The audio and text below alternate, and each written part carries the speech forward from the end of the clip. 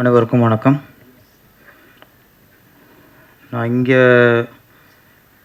பேசுகிறதுக்காக நான் வரல, கவி பேரரசோட பேச்சை கேட்குறதுக்காக நான் வந்திருக்கிறேன்.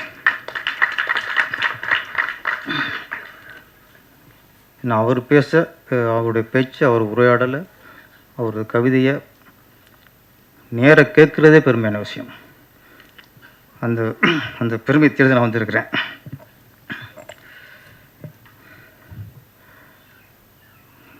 கவி பேரரசு வைரமுத்து, இது வெறும் பேர் இல்லை, இது தமிழுக்கு கிடைத்த மிகப்பெரிய பெருமை. கவி பேரரசர் வந்து தமிழோட கௌரவம், தமிழுக்கு கிடைத்த தவ புதல்வன். அவர்கிட்ட உள்ள ஒரு சிறப்பு, நான் ஒரு விஷயத்தை நான் ஃபாலோ பண்ணுறேன், அதை கொஞ்சம் சொல்லிடணும்.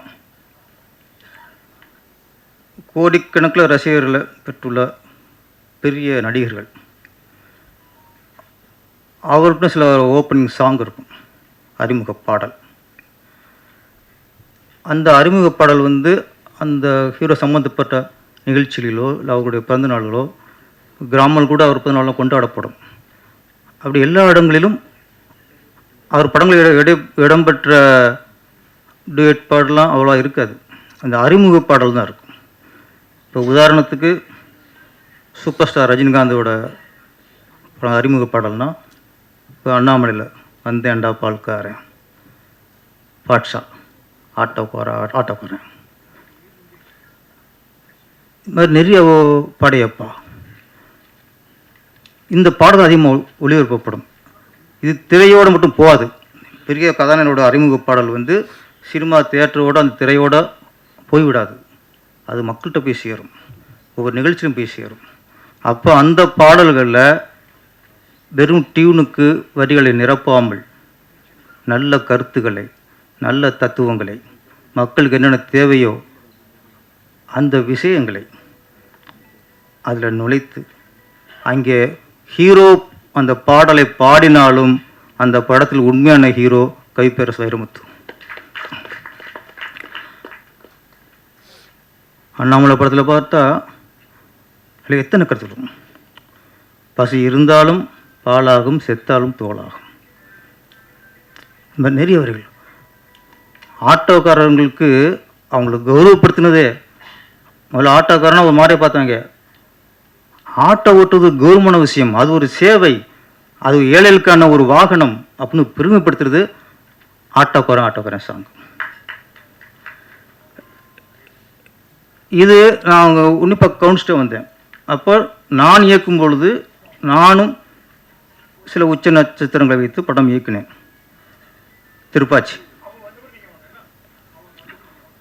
அதுலேயும் ஹீரோவுக்கு அறிமுக பாடல், நீ எந்த ஊரு நான் எந்த ஊரு, முகவரி தேவையில்லை. நான் முதல்ல கதை விஜய் சார்கிட்ட சொல்லும்போது அந்த பாடல் சுச்சுவேஷன் இல்லை, நான் பொதுவாக கதை சொன்னேன். அந்த படத்தில் விஜய் நடிக்க போகிறாரு அப்படின்னு தெரிஞ்சதுக்கப்புறம் தான் அவர் நிறைய ரசிகர்களை சம்பாதிச்சு வச்சுருக்கிற ஒரு கதாநாயகன். அப்புறம் தான் தோணுச்சு எனக்கு, இப்போ மிகப்பெரிய ஹீரோ ரஜினிக்கு ஈக்குவலாக உள்ள ஒரு கதாநாயகன். இதில் அவருக்கு அறிமுக பாடல் அண்ணாமலையில் ரஜினிக்கு அமைந்தது மாதிரி, அண்ணாமலை படத்தில் கவி பேரரசு எழுதின மாதிரி ஒரு பாடலை அமைக்க வேண்டும் என்று எனக்கு உந்துல தந்தது வந்தேன்டா பால்காரன். அடுத்து சிவகாசி, வாடா வாடா தோளா வாழ்ந்து பார்ப்போம் வாடா.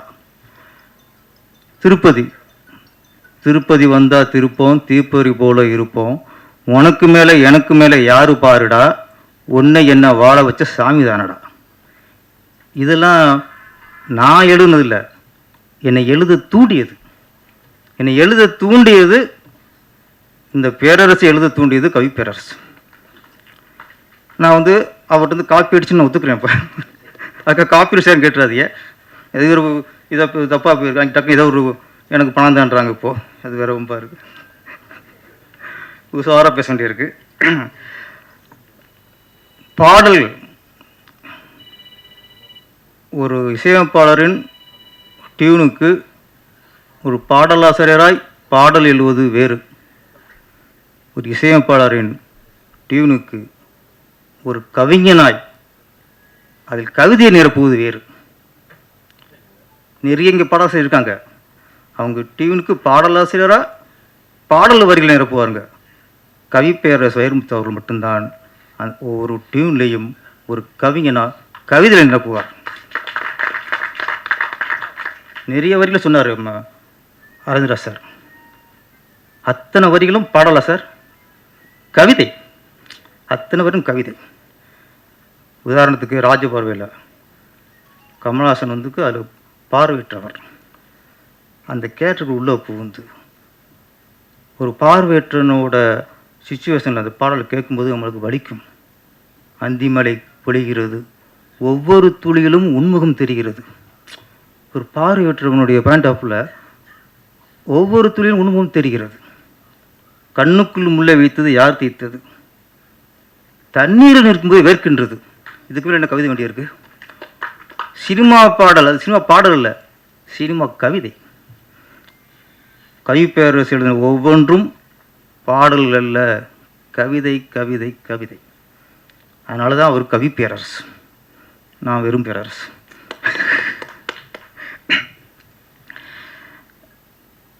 பனை, நம்ம விக்ரம் ராஜா வந்திருக்காருன்னா நான் யோசிச்சு பார்த்தேன், இந்த பனைக்கு திரைப்படத்தை எதுக்கும் வரமாட்டார், இந்த பனை பாடல் வீட்டில் எதுக்கு வந்திருக்காருன்னு யோசிச்சு பார்த்தேன். அது காரணம் கண்டுபிடிச்சிட்டேன். ஒரு காலத்தில் எங்கே பார்த்தாலும், இங்கேருந்து திருச்சி போகிறோம், தஞ்சாவூர் போகிறோம் வச்சுங்களேன், போகிற வழியெல்லாம் கும்பகோணம் டிகிரி காப்பின்னு இருக்கும், பார்த்துருக்கீங்களா? ஒவ்வொரு 5 கிலோமீட்டருக்கும் கும்பகோணம் டிகிரி காப்பி.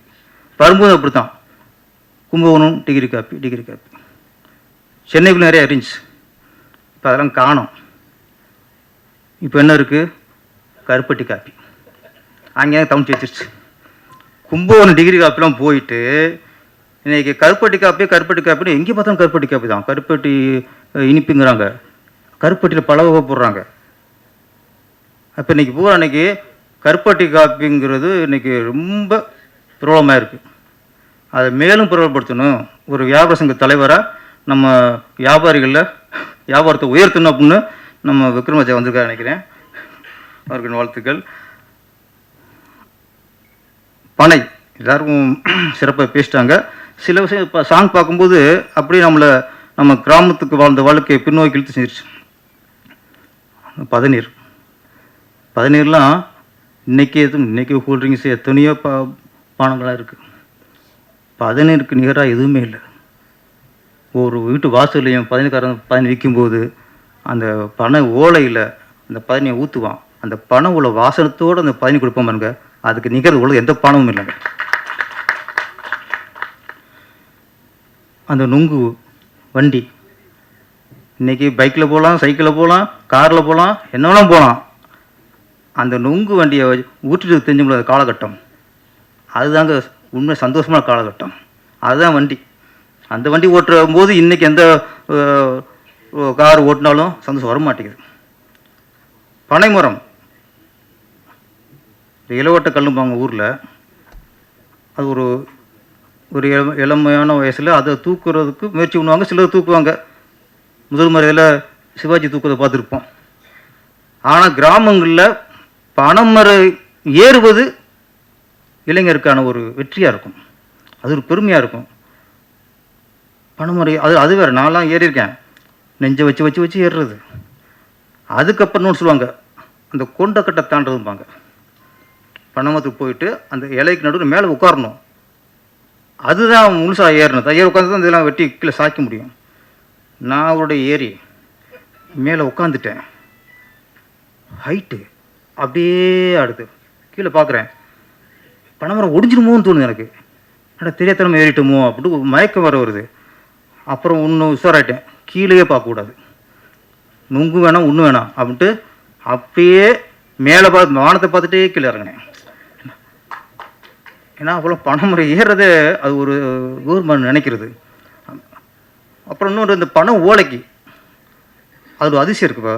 கவிப்பேரரசு அவர்கள் ஜீன்ஸ் படத்தில் அதிசயத்தை பற்றி நிறைய இருந்தாங்க, ஒவ்வொரு அதிசயமாக இருந்தாங்க. எல்லாத்தையும் விட ஒரு அதிசயம் என்னென்னா பண ஓலை தான். இந்த பண ஓலையில் செய்த வீடு மேலே மண் சுவரில் பண ஓலை இருக்கும். பண ஓலையில் கூரை போட்டிருப்பாங்க. என்ன அதிசயம்னா, வெயில் காலத்தில் அந்த வீட்டுக்குள்ளே படுத்தா அந்த பண ஓலை வந்து குளிர்ச்சி தரும், வெக்கம் இருக்காது, வேர்க்காது. இன்றைக்கி இப்போ இந்த என்ன தான் வசதியாக வீடு கட்டினாலும் வெயில் அதில் நுந்து சுண்ணாம்பு போயிடுது. ஏசிலாம் இன்றைக்கி மனசு இருக்க முடியாது. கூரை வீட்டுக்கு ஏசி, பண ஓலை.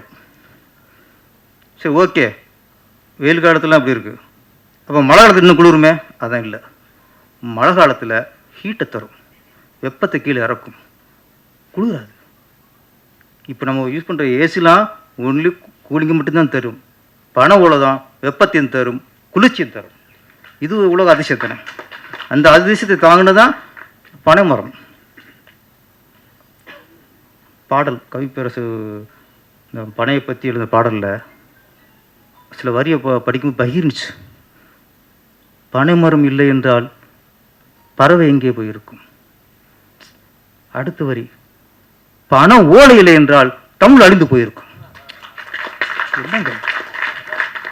அப்போ பண ஓலை இல்லைன்னா ஊவே சாமிநாத ஐயர் எதை பதிவிச்சிருப்பா, எதை தமிழை புதுப்பிச்சிருப்பாரு, அழிஞ்சு போயிருக்கும். சிலப்பதிகாரம் இருந்திருக்காது, திருவாசகம் இருந்திருக்காது, திருக்குறளும் இருந்திருக்காது, தமிழின் அடையாளமே இருந்திருக்காது. அதை காப்பாற்றியது பண ஓலை. இதை விட சிறப்பு பனைமரத்துக்கு எதுவுமே இருக்க முடியாது. இன்னைக்கு திருவள்ளுவருக்கு சிலர் வெள்ளை ஆடை பூணிக்கலாம், சிலர் காவி ஆடையை உடுத்தலாம், சிலர் இருக்காங்க கருப்பு ஆடையும் அணிவிக்கலாம்.